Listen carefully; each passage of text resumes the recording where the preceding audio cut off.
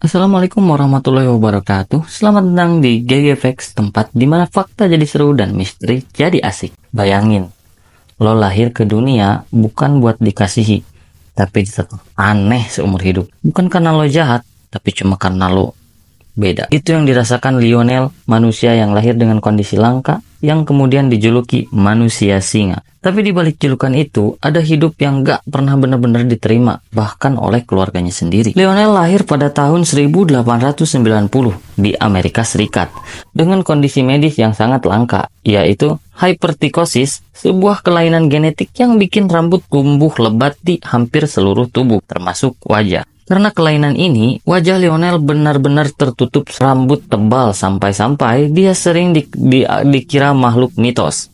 Julukannya manusia singa atau Lionel the Lion Faced Boy. Sejak kecil, Lionel gak pernah ngerasakan masa anak-anak normal. Orang tuanya yang harusnya jadi pelindung justru menjadikan dia bagian dari sirkus keliling.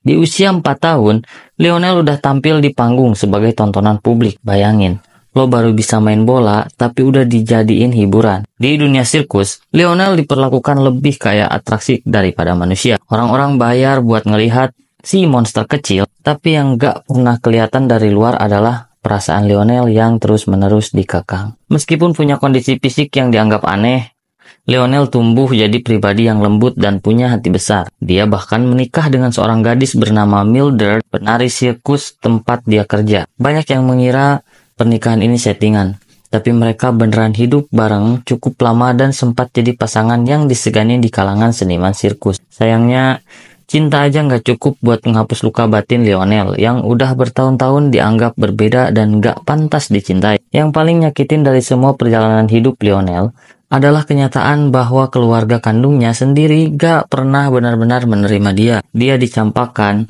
dijual ke pemilik sirkus, dan cuman dianggap aset penghasil uang, bukan sebagai anak. Dan ketika dia mulai punya nama besar, justru saat itulah keluarganya datang, tapi bukan buat peluk, melainkan buat nuntut bagian dari penghasilan Lionel.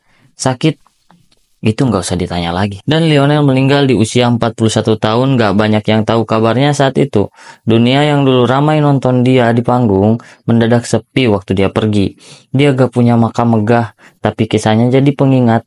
Manusia itu layak dihargai, bukan karena rupanya, tapi karena siapa dia sebenarnya. Hypertrichosis adalah kondisi yang sangat langka, dan hingga kini belum ada obatnya. Lionel bukan satu-satunya, tapi dialah yang paling dikenal. Di balik penderitaannya, Lionel sempat jadi inspirasi karena tetap percaya diri dan mengedukasi orang tentang kondisinya. Ia juga sempat menulis surat yang isinya, "Aku tidak ingin dunia hanya mengingatku karena bulu di wajahku, tapi karena aku tetap manusia meski dunia tak menganggapku begitu." Kisah Lionel bukan cuma tentang kondisi medis atau sirkus, tapi tentang bagaimana manusia bisa kehilangan identitasnya hanya karena dia berbeda. Tentang bagaimana kita seringkali lupa bahwa yang dianggap aneh juga punya hati yang ingin dimengerti. Dan kalau lo ngerasa cerita-cerita kayak gini layak untuk terus diceritain, lo bisa bantu gue terus produksi lewat link Saweria yang udah gue cantumin di bio.